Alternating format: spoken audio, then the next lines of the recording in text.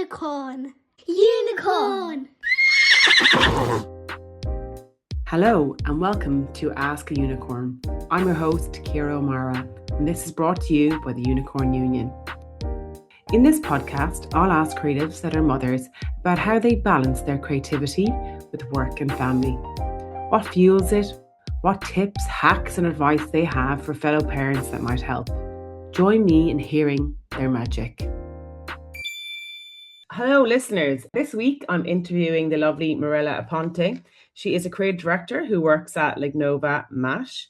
She specialises in luxury, lifestyle and automotive clients. And since more recently, she's learning how to deal with toddlers too, guys. But welcome, Mirella, to the podcast. Thank you. Thanks for having me. First of all, before we get into everything, where am I talking to you from and what did it take us to get here? You find me in Camberwell on a Sunday morning at home. I am lucky enough to live next to a very big park. So my husband and daughter have gone off to let off some steam so I could have a quiet house without having to worry too much about, noise suppression and all that stuff. So lucky that they're having a nice time in the park and the weather is good. It's similar to me. My husband has gone off the park with my two boys. There we go.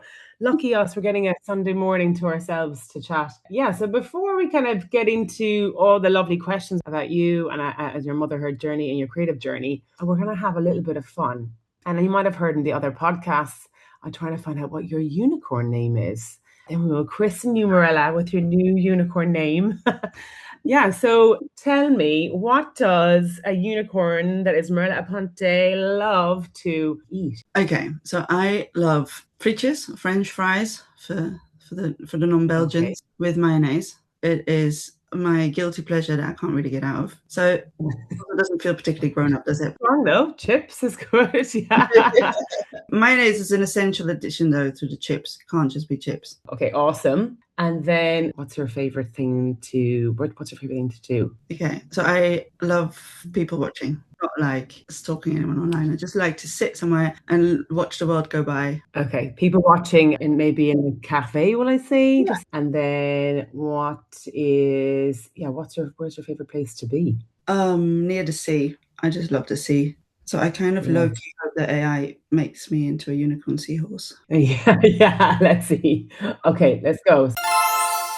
So it's got some interesting ones. The first one is Mirella and the salty crisp poof, which is interesting. Then it's kind of taking your name and trying to, for the second one, it's trying to go Mirella Moose. I don't know why Moose, but there you go. And then the last one is Mirella Golden Mayo Mist. Mirella Golden Mayo Mist. Quite a tongue twister, isn't it? We can go again. We can ask it to go again if we want. I mean, it's good that it's actually picked up that the Belgian frites has mayo. So Well done, AI. Give me one more sparkly jingle.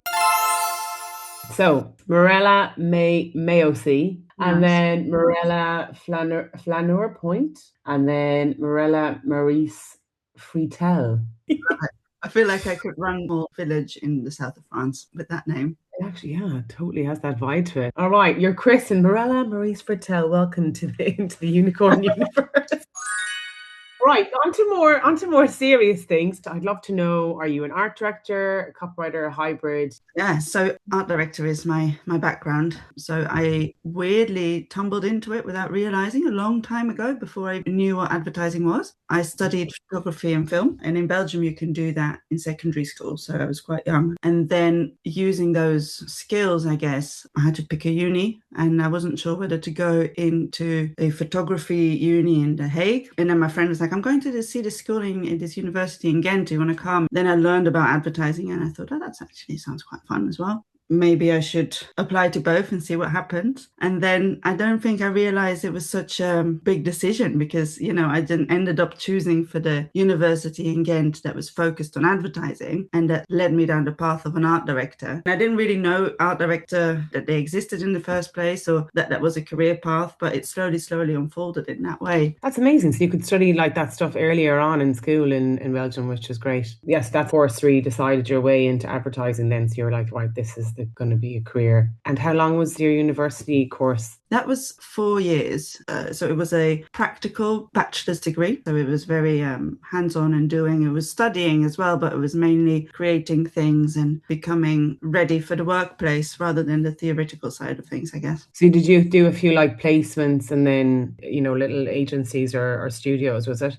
Yeah, so that was that's sort of the start of my career, I guess, where the option was to do a placement at the end of your study or to go and do an Erasmus. And I thought, you know what, I would love to be abroad, but also I would love to have work experience. So then I went to Amsterdam and I thought, I'm just going to hand my CV in as if they were waiting for me. But, I was a bit naive and quite ambitious, I guess, and just went knocked on people's doors and like left my CV everywhere. And eventually I got an internship at this place called Strawberry Frog. Do you remember them? Yes, I do. Yeah. Wow. Yeah.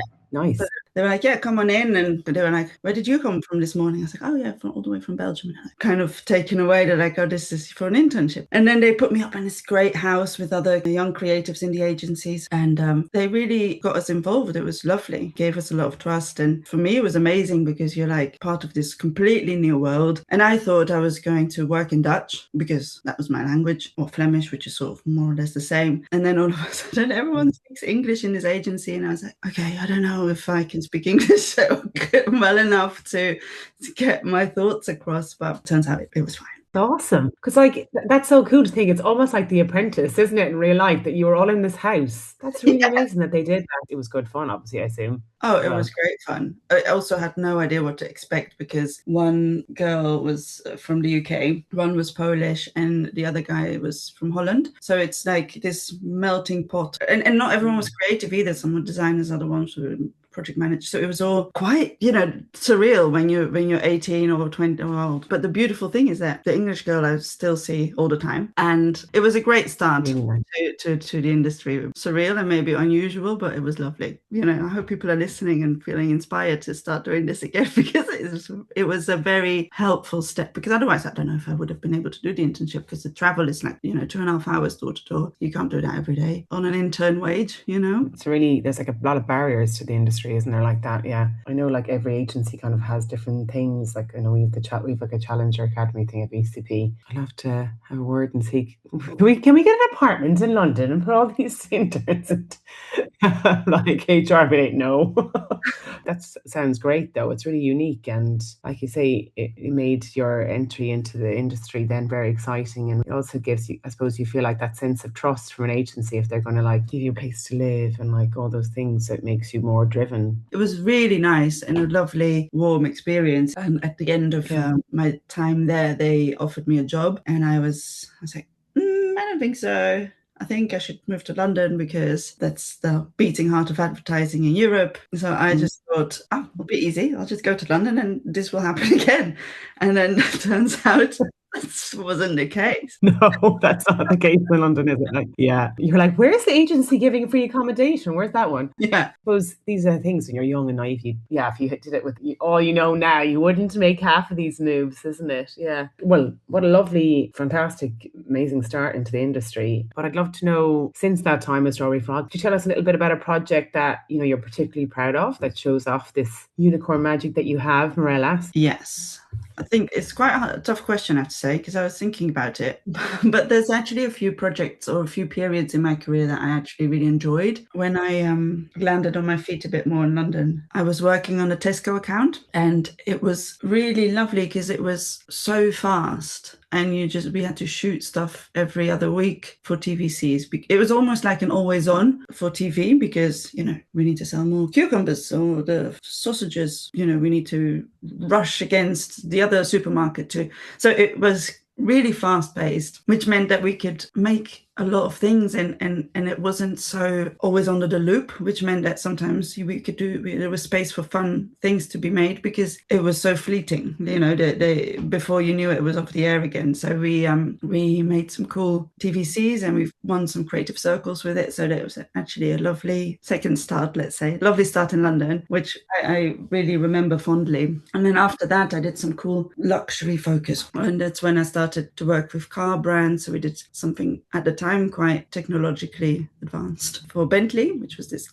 gigapixel piece of work where we used a NASA camera and lens to create a huge picture that you can zoom into the widest angle to the smallest detail. Everything is beautifully made car. So that was another. And then more recently, I was like, oh, maybe I should do some directing. Yeah. So I started working at this agency where I'm at now, and they're like, oh, you want to do directing too? Well, why don't you go? We've got this brief where BMW is sponsoring Cannes Film Festival, and we need to create a lot of buzz around it and assets around it. And we made this little TikTok mini series, but it was with Arnold Schwarzenegger. Awesome. Okay. So, you're like, oh, it's just a small series, but then you've got one of the most famous people on earth that you have to tell what to do. And I was like, okay. He was lovely, by the way. He was so nice. And for one of the shots, I had to sort of mimic his laugh. And so I was quite embarrassed, but I gave it my full Arnold Schwarzenegger evil laugh. He apparently approved. Quite pleased with that. Wow. Yeah. That's amazing. What was so lovely about all of these projects, I mean, there's many more. For me, the projects I just mentioned, they're all about the people that you work on at the team, because I feel like that you can see in good work, if everyone's just having a fun time and everyone's just really on board and engaged, that shows. Yeah, completely, isn't it? Yeah. I mean, just for all the listeners, I'll put a link to your portfolio, Mirella, so people can see that work in more detail. Well, just to say, like, first directing job and be like, oh yeah, I'm just going to direct Arnold Schwarzenegger. Like, that's amazing. I would just be really tempted to be like, hey, hold on a second, I'll be back. Like, you want to just say all the praises to him. But yeah, it's just the small, like you're saying, even like the image of the car for Bentley. Yeah, like you take images of cars all the time. Like, that's a big thing, isn't it, in that sector of stuff. But to do it with such an idea of, the detail that goes into the Bentley, like the ultimate luxury car, and then to use that camera, that's just really something like so smart. And the always on, I mean, that's kind of like social now, isn't it? I mean, but the turnaround on big, grocery stores work is huge. Yeah. And just to kind of always keep it a certain level as well of good work. That's hard, isn't it? I think as a creative, you can just, you end up working on loads of different shaped things throughout your career, and you're really proud of the different ones too. That's the beauty of jumping into advertising. You have such wildly different projects that you work on, and they're all really enjoyable for their own purpose. I think that's the good thing. You try, and sometimes creatives reject the niche, don't they? Because you kind of want to try different things. Even if you get really good at something, you're like, okay, now I want to do something else. Like, even with that. So is that like with the directing, actually, that's something you're really passionate about now? Like, if I'm honest, that's an ambition, and it might still be, I don't know, but it relatively shortly after I got pregnant. So I was like, okay, I want to pursue this. And then your life completely changes. I feel like I've only now just started to get back into the work mindset fully, or not work so much, but more my own career, which was sort of secondary to getting my work done, if that makes sense, Totally makes sense. Yeah. There's loads of time, isn't it? Every time they get a bit older, you get a bit more like space for you to be able to feel like you can do something more for yourself. Yeah. I'm looking forward to seeing maybe a feature with Arnold Schwarzenegger in the future. Never know, Mirella. Good segue into, I want to talk to you about the mom side of you. Tell me a little bit about your family structure. Started with me and my husband. We've been together for 12 years plus, been married for 3 and a bit. Now we've got a little addition to the family. She's a 2-year-old daughter, and she's lovely and very bubbly. And I guess that's when you start realizing that becomes that's a family unit, whereas before you're sort of two people. I still find it weird to use the word family. That's why, because when you go, oh, what's your family situation? I'm like, well, I've got 3 siblings and a mum and a dad, and and it's like, oh no, hang on, there is a new family unit, and that's my husband and me and my daughter. Yeah, that's so interesting that, actually, because kind of little shift, isn't it? You're like, oh yeah, now I'm somebody's mom. So yeah, you're in the twos, the crazy twos, which are fun. So yeah, where were you at in your career when you had your little one? Yeah, I was at the place where I am now, so it's relatively recent. So for me, I enjoyed my career a lot in my younger years as a freelancer, because I felt like I was learning loads, from different big network agencies to smaller independent agencies, sometimes even in-house or production companies. I just felt like I was absorbing knowledge and learning my craft. And then I was like, okay, well, before I become a mother, I have to be a creative director. I don't know why I told myself this, or I told my husband this. Maybe I was a bit scared of becoming a mother, or maybe it was ambition. I don't think so. I think maybe I was scared.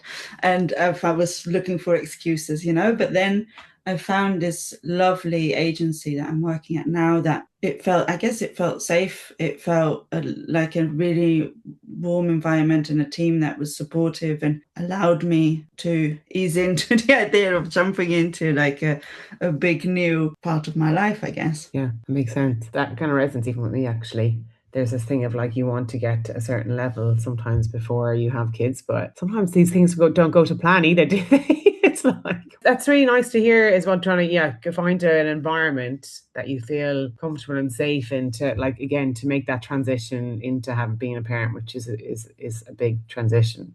So the idea of getting to creative director being your head, you were like thinking, is it because you're a bit scared? So did you think it was going to alter your career in any way to become a mother? And if so, why? Or yeah, I was certain it was going to alter my career. I just couldn't figure out how, because I was looking around and I was like, okay, I don't see any people like me being a mum. So where are they? What's the reason? I couldn't really figure out what was going on. And I guess I spoke to this lovely lady, Emma, when she called me and she's like, how are you doing? A little check-in. And I was like, oh, I'm pregnant and I don't know, I'm giving birth in a couple of months and who knows what will happen after. And she's like, well, there's this lovely project called the Unicorn Union and this lady called Kira is running it. And I was like, okay, well, maybe I should try and join. And to be honest, it gave me a lot of reassurance, I guess, that I wasn't alone, because it's really hard to get, you don't really get many stories that you can hear from people like starting out in the motherhood in the creative field. Yeah, I'm glad to hear that was like, and thanks to Emma for giving a shout out to the group, and people who aren't even in the group, which is lovely. I'm glad you found the kind of solace in the group as well, because that's definitely why I started it, Mirella, because I felt the same as that you sometimes are that one person in a department and there's lots of us, we're just in different places. That's why I'm so passionate about sharing your stories and everybody hearing, you can do it, don't worry, there's loads of you. And to be fair, there were other mums in the agency as well, but they might have been in account management or in HR, and they've been extremely supportive, and there were people out there. I just felt like from a creative point of view, I didn't see many. That's the main thing. I think that's the thing. Like there is other people obviously in agencies having babies, and there is great support and depends. But it's just being a creative, being a mother. That's why to keep the group so unique to just creatives, because it's a different mindset, isn't it? Because you're like, oh, just the juggle of how to conceptually think and being a parent and all of that. You're like, oh, will my brain still work that way? You need to talk to people that are in the same boat. Like, how did you find going off and being on maternity leave? Like, how did you find, just tell us a little bit about maternity leave and how it was for you. It started really funny because I had booked 2 weeks before my due date off. And I was like, okay, I'm going to get my hair done or whatever, or just take myself to a museum. And it was my final week with all my handovers and projects that I wanted to wrap up. And I started to feel quite uncomfortable. And I was like, I'm probably not going to go in because I don't feel that well. And then I called the doctors and I was like, am I getting contractions? And they're like, no, you're way too early. You're Braxton Hicks. It's not a thing. Don't you worry about it. Just, relax into it. You're just worried because you're still at work and you're stressed. Okay. And then I was like, but they're not stopping. So I basically got into labor when I was still working. It was still on my mind. I was like, okay, I have 5 minutes before the next contraction. I want to make sure that I can write another email to make sure that everyone knows what they need to do, Oh, wow. Which is, looking back on it, really silly. But, I just didn't want to let the team down and I didn't want to leave any loose ends, which I had to obviously then leave some loose ends because the baby doesn't wait. You can plan out how much you want, but she was ready. So as much as it was hard before she arrived to wrap work up and let some projects go that I was very passionate about, well, as soon as she was there, obviously your mindset changes and I just, my new favorite project. And I was off for a whole year, which was lovely. And we got to call it bonding, but we just did lots of fun things together, which was very special. And I'm really, really fond about that time. And I wouldn't have shortened shortened it, and I wouldn't have changed it in the world either. Looking back on it, I'm like, well, that project that I didn't fully wrap up, I don't think that was as important as taking my baby to the park for the first time. I love it. I love that you were writing hand over Eva's in the middle of contractions. Like, oh my God. Like, oh gosh. Well, anyway, I'm glad that she's here. I'm glad she's safe and everything. And that's nice to hear. You had a lovely maternity leave and taking the whole year as well. It's so special, isn't it? And sometimes people think before, oh God, will I need the whole year? And it's such a, if you can do it and afford it and all that kind of thing, it's so special and lovely. Yeah. So did you have any fear or excitement about like actually going back to work? So after that year, were you excited to go back to work, or? I kind of was. I think I was ready to explore my own person again, because I was really submerged into being with my daughter, and it was lovely. But then I was like, okay, well, I wonder if I can still be me, the one that I remember from before 12 months ago. So that was exciting and also a bit scary, because you're like, do I still know? I'm very good at changing nappies now, but how do I read a brief? Or these sort of questions arise. So it was a bit, I was excited also to see my colleagues again and be with the team, but a bit scared of whether I would still be able to do it. And then obviously I was terrified that my baby would never forgive me for leaving her at nursery, which she just loves it. But I think one of the first days that I left her there was with my husband, and then I just couldn't leave reception. I was like, yeah, I'll just wait here in case she needs me, which is so not cool. But and then slowly, after some negotiation and softly maneuvering me out of the nursery, and then turns out the baby was fine and everything was fine, and I could just return to work quietly and peacefully. Yeah, oh my God, that's so sweet, because you are like, you don't know what you're doing. You're like, I don't know if I should leave them. These are like, you're a stranger. And they're all very experienced, aren't they? But it's daunting for a mom. So when you were excited to go back to work, to see, it's so lovely to hear, just for you again, go back to your creativity and seeing all that talent was going to just come straight back out again, isn't it? But so I mean, on that, you kind of touched on creche and stuff, because I know it takes a lot of people to help a family unit run, and especially you're away from home, as we can tell, you're in London, obviously being from Belgium. So what is kind of like the support structure that enables you to get to work? How does a normal day really run for you, Mirella? Well, me and my husband are a pretty good team, if I'm honest. It works well. So we're like both excited to do drop off and pick up and help each other out to make sure that the other one can get to work when needed. So it's all very positive in that way. And our nursery is super flexible as well. They've got quite long hours that they're open, and it's quite close by. So in a way that feels super reassuring. And obviously we've got lots of friends who live nearby. So worst comes to worst, they can look after her, but we haven't really needed to ask them that very much. Both of our works are kind of flexible, and unless we're on a shoot, but that up until now, that's never overlapped. So it's been very manageable. But I have to say, though, this is probably the first time in my life where I started to feel the distance with our families, where maybe before you see each other regularly and you speak all the time on the phone or on FaceTime, so you don't feel so far away. Whereas now with these sort of practicalities of our new family unit, that's when you start noticing it more. So my family's actually all over the place, a bit in Belgium, a bit in Holland, and a bit in Italy. And sometimes they come over for like a week and they can help out. So that's also, whenever that arises, that's really good. And then my husband is half Australian, so he's got family in Australia, which is even further. And then he also has some family here. They don't live in London. So sometimes they can help out. But, it's still an hour and a half, 2 hour train journey for them. So it's not like what you would have in a village where you go, hey, can you quickly after school pick them up and also buy some bread? And what was my unicorn name? Frites.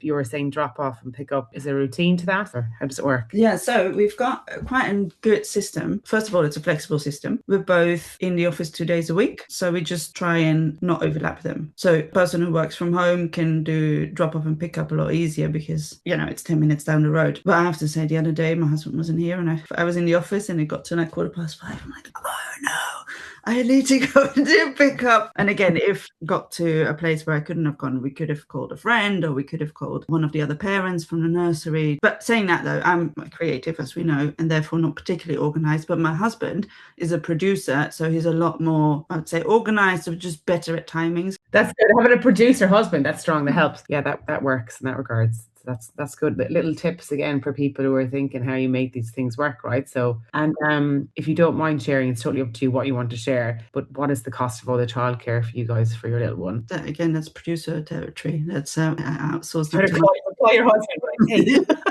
Yeah, because I Yeah. mean, it's just expensive. It's extremely expensive. I know that all the nurseries around here are roughly the same, and it's all £110 a day, rough. But then you can get funding, and there's different fundings. And do you know that Nugget Instagram page? No, I don't. That's another good one. Okay, so tell me, Mirella. Nugget, they tell you everything about what you need to know about funding, about applications, because there's certain tax benefits, there's different pots, and it's very complicated. But Nugget just tells you very simply on how to do it. Because if you earn up to 100k, there's one sort of benefit. If you earn over 100k, you can do it in a different ways. There is a lot of information out there, and actually there is a lot more help to cover these childcare costs, but there is just a little bit hard to find. Yeah, it's definitely hard to find. I've just actually looked at it while you were saying. I looked it up. It's called Nugget Savings on Instagram.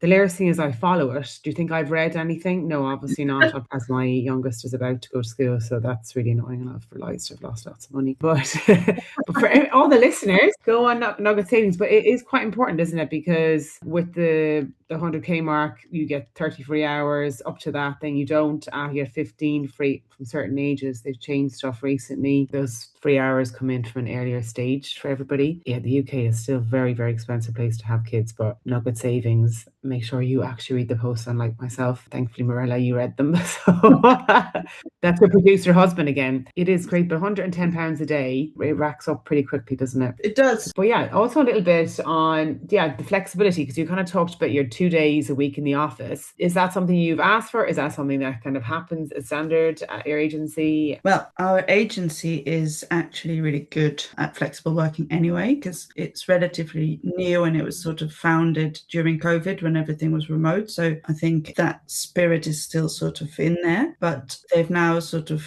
requested, I guess, to come in at least 2 days a week. And people often do more than two. They do 3 or 4 days a week. I have on my return and asked if I can work 4 days a week instead of 5. So I've gone part-time. They were like, yeah, we would love to have you back.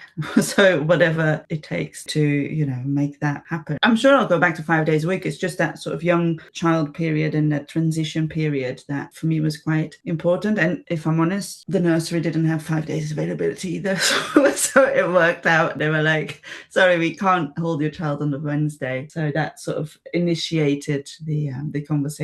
So you work Monday, Tuesday, Thursday, Friday. That's kind of good. So you could break the week. How's that been going? How are you finding it? It's quite good because you on Monday you figure out what projects need doing and how the week is looking, and you work through it Monday, Tuesday, and then Wednesday the team carries on, and the Thursday and Friday is like another little bubble. And I guess I think it works better than taking the Friday off for me, because now on a Friday maybe people are a little bit more quiet and I actually get a lot of work done. And also, if I'm brutally honest, 3 days in a row of having a kid, I would probably enjoy less than having like a day and then 2 days. Does that make sense? Yeah, that makes sense. Yeah. I mean, I haven't thought of, it's really interesting way to think that it kind of breaks the week, and then it works better 2 and 2 as well. But then saying that though, if there's an important meeting or or a pitch or whatever, if there's something that happens on a Wednesday, I'll make it work. Whether that is father-in-law who lives a bit further out, but if I give him enough notice, he's happy to come and look after her for an afternoon, or even a nursery. You just have to pay an extra a day fee on the day-to-day. It works really well. And whenever there's the odd Wednesday that is important for me to be there, then I will be there. Yeah, like I would, if it's a pitch, it's hard because pitching is inherently a very big part of our industry. So I might work a Friday and then I get that back as time in lieu because you have to take it legally back. Yeah, and then again, it's just asking nursery, do they have the space? But yeah, I mean, that's an interesting way to look at it, because the Wednesday, and again, getting loads of work done on a Friday, I can imagine it's a little bit more of a doing day.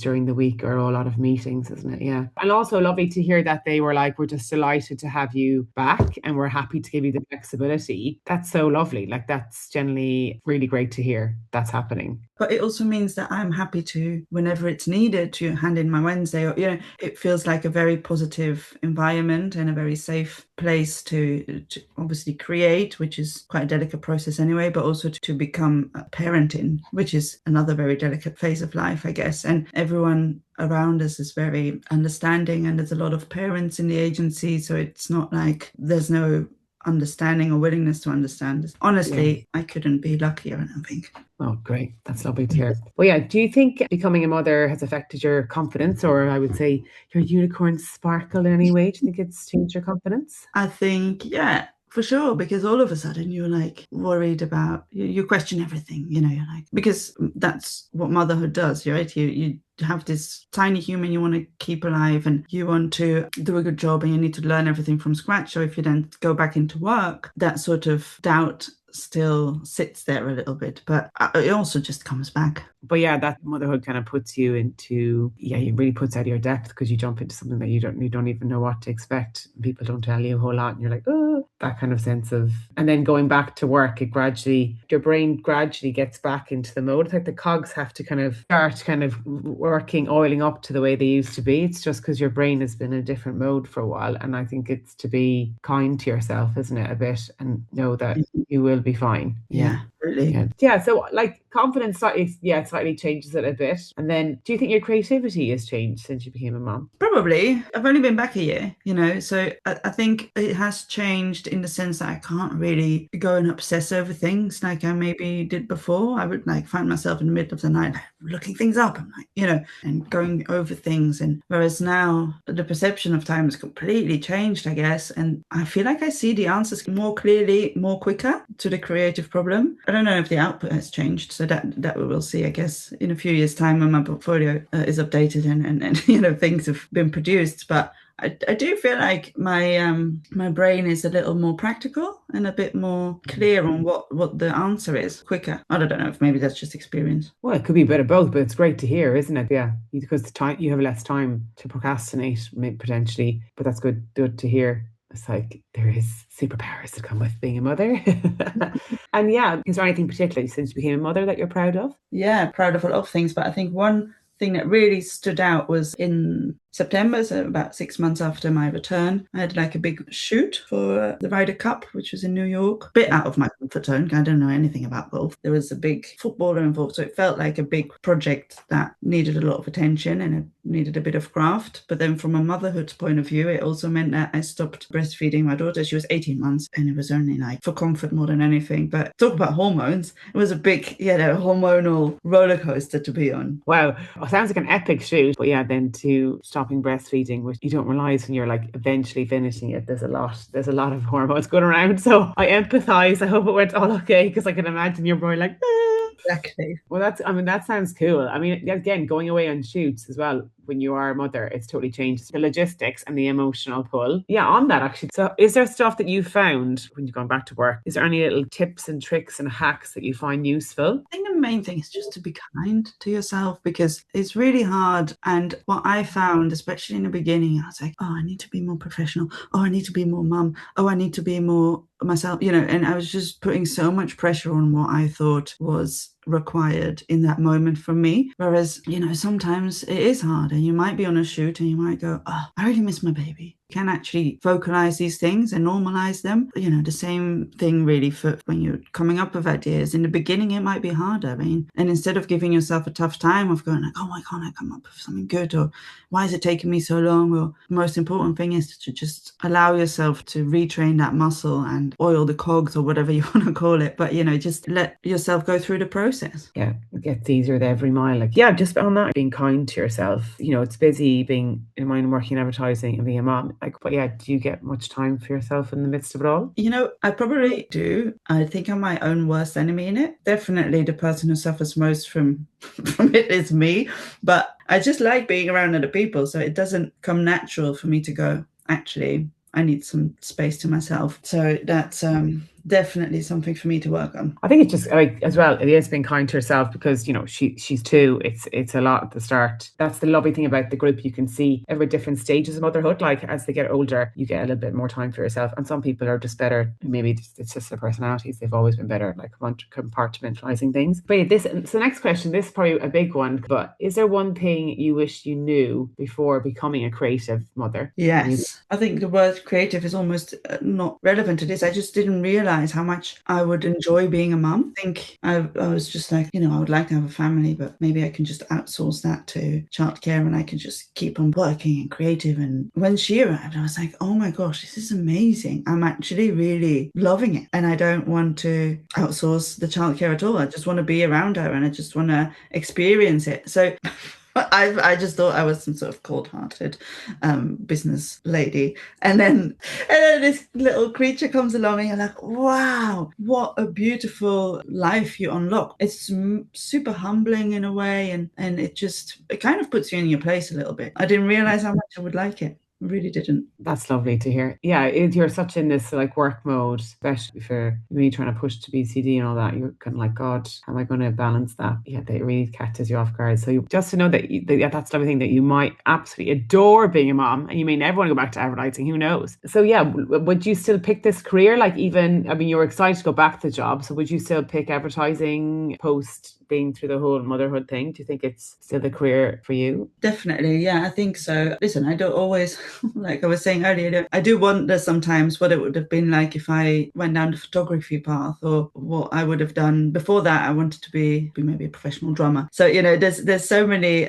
alternative realities that could have happened, and sometimes I fantasize about them. You know, I wonder what would be. But I think this is a very nice career to be in that allows you to express your creativity. Yeah. That's the thing, isn't it, about advertising, because you can, like, I suppose, like, you know, even loving photography, you can bring that into your work. Even if you're like, you know, really into an instrument, you can have a love for music that you end up actually using on edits. And there's like lots of things where it crosses over. So it's funny how, yeah, you'll have lots of creatives who have like a side thing, which might be like you, like directing or photography, and you can still love and do it, but it comes into the work in other ways. Yeah, and a big thing, I suppose, about, you know, I was obviously Emma to like tell you about the Unicorn Union, and obviously hopefully more people who are listening to conversations will join and find solace in meeting other people like them that are going through motherhood and a creative. But what do you think our industry, though, in a bigger scale, could do more for creative mothers? I think speaking to other friends of mine that are mothers, they might not get the flexibility that I get, because I can't imagine what it must be like if your work isn't supportive. But I don't know if I would be able to do it if my work was like, no, you have to be in 5 days a week now. So I think flexibility is really important, but not just flexibility to mothers, but also to dads and to fathers. And because ultimately they're part of the team, the fact that my husband has that flexibility is incredibly important, because I really don't know how we would do it otherwise. Yeah, flexibility for parents, whoever the kind of structure is, because totally that doesn't matter if one person has flexibility. If the other person doesn't have it, then it ends up being weighted on the other person. So you need it from both sides. So yeah, flexibility. And this, ironically, actually, that's the same thing is coming through from everyone I'm talking to. That flexibility is so important when you are rearing kids. And also just for people who are carers and like they might have parents, or I think it's just people have lives outside of work and they need the space and the time to be able to do those things. So yeah, kind of thinking forward, what are you most excited about in regards to like your creativity going forward and your career? You know what I'm actually currently really enjoying is having fun with my daughter and painting and doing like old school creative stuff, like drawing and building a castle and things that have no KPIs or deadlines. You know, it's just like making a mess, and it actually helps me, I think, remember that's what creativity is as well, because the further you get into your career, the more business problem solving you do. You know, as much as you're trying to deliver the best creative work that looks the best, and it's still, you're like, okay, well, we need to speak to this audience and that audience, and then we need to translate it into a different language, and then we need to do this. And it's so refreshing to just make a mess with some paint and colors and then just do normal creative things. That what made you a creative person in the first place, I think. And that's what drove me into there. And I feel like a lot of people maybe miss that sometimes, especially now that everything's on computers and or in AI even. You don't even have to Photoshop anymore half of the time. I think it's quite an important part of the process, and I would like to incorporate that a little bit more into my work life as well. I suppose it's weird to say old school creativity, but like hands-on creativity, like the actual, physical creating stuff. But it is the things that you used to love doing and why you get into the industry, or that there's so many things about being a mother that you get to explore your creativity again in different ways, which is really fun. Well, I suppose a good one to kind of end on, which I kind of ask everybody, and it's, what would you say your superpower is, your unicorn superpower, Mirella? Oh no, that's really hard, isn't it? Because I don't think it ladders up to my name, which AI is just spat out. So I think what has really helped me creatively is I was raised in multiple languages, and it was not just the language, but it's also the culture that's attached to that language, because you experience things in a different way. Because in Italian, for example, it's very gendered. So there's no way you can differentiate between a friend that's a female. You have to say it's a female friend or a male friend, so that's one lens to look at the world, I guess. And then in Dutch it's a lot more practical, and now then English being a later edition, but it has a lot more flexibility in a different way. So it just allows you to look at the world and at the reality, I guess, in a very different way. And I think that really helps me when I'm thinking of creative answers, because if I'm putting my Italian hat on, I can be a lot more sassy maybe, whereas if I've got my Dutch lens on, I'm like, okay, well, we just need to get practically, we need to fix it. And so I think that multi-language, multicultural experience is really, at first, when you're younger, it's like, well, you're not like us, so it feels a bit rough. But then now looking back on it, actually it's really helped me become a better creative. So I would call it my superpower.